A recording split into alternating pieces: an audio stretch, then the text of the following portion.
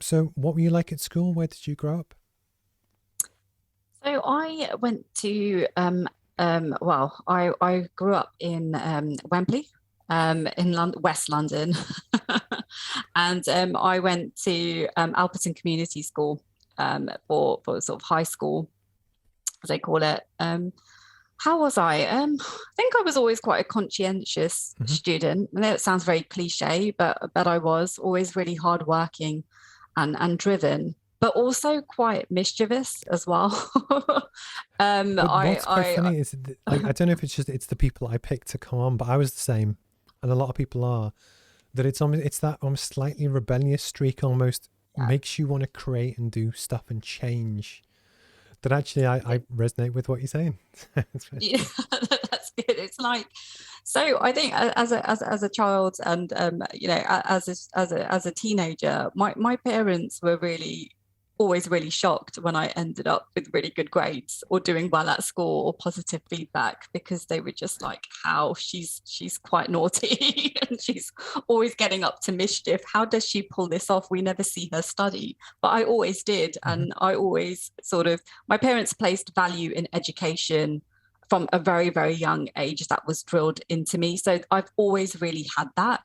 But I think I've always been quite a curious person. Hmm. So if it's sort of about, trying to explore approaching something in a different way, Hmm. I think I've always had that.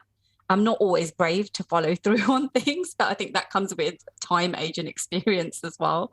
But I do try and sort of push boundaries when I can, and I'm quite inquisitive as well, so Yeah. I've always asked difficult But I questions. think, I think anyone that knows me will tell you that.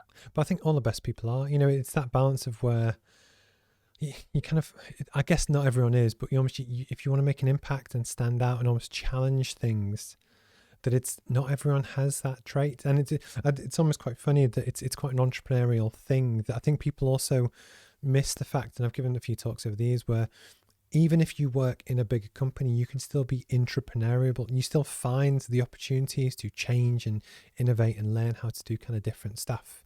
And you don't have to start your own business to do that. I think that's almost a character trait that people who ask why and see what they can do to grow and that kind of thing. And then obviously you went into kind of PR and comms, that kind of thing. Did you go to uni after school, or what was your path? Yeah, I did. I went to I studied modern history, economics and politics as an undergrad.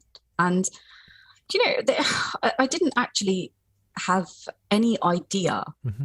of what I wanted to do. And I don't think even when I started sort of my career off in the civil service, I really knew where I was going to end up. Hmm. It was by chance, but also by just sticking to things that I really enjoyed and had an interest in. So history really was I was good at it at school. That had a lot to do with my teacher. Hmm. So I think I've always seen the value in mentorship and having good teachers from a very, very early stage. So that kind of stuck with me, and sort of English literature I was always interested in. So I kind of took the sort of the arts route as well, to sort of like further study, and then ended up at university, really enjoyed my degree, but graduated without really knowing what I wanted to do. Hmm. So the first step I took was really just finding out how I would get maybe a placement or a job with the civil service. Hmm. And because I was interested in current affairs, and that seemed like a natural path with having the degree that I did. And I actually my sort of way in was through a graduate placement, Hmm. which was a diversity scheme. So it was really aimed at sort of getting more representation from ethnic minorities to come into the civil service. So I did a short placement, and which then led to me getting into the graduate fast track. And then I Okay. ended up with my first job, which was a placement with the Foreign and Commonwealth Office, and I was posted out to the High Commission in India. There So we go. that was really where Wow. my journey started. Because what's quite funny, and I actually almost forget this, that my first, so I did mechanical engineering, but actually my first summer job at uni was for the Home Office, and it was in their accounts branch, which is in Liverpool. And it sounds really stupid when you look back, but I learned how to use a photocopier, And one of the things that really blew my mind, and this will sound really stupid, is that to me, I'd only ever seen a photocopy do one sheet at a time. And when someone showed, I'm bearing that, I'm a pretty bright guy. When someone showed me that as a feeder tray, and you can put it in, it blew my Game mind. changer. But the point is, like, everyone needs to go through those jobs. Doesn't matter what the job is. I actually thought it was a very good grounding, and it was 3 months before I went back to uni and whichever.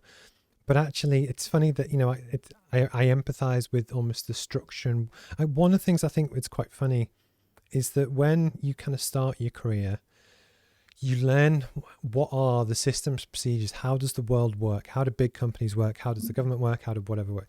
And almost you get to a point where you then know how it works. Then certain people look at, okay, well, how do I break the rules? How do I change the rules? How do I manipulate and do the best I can within the framework? And it's just fascinating just hearing you talk about it. It's almost that, you know, the realization that when people go through the career, it almost how it changes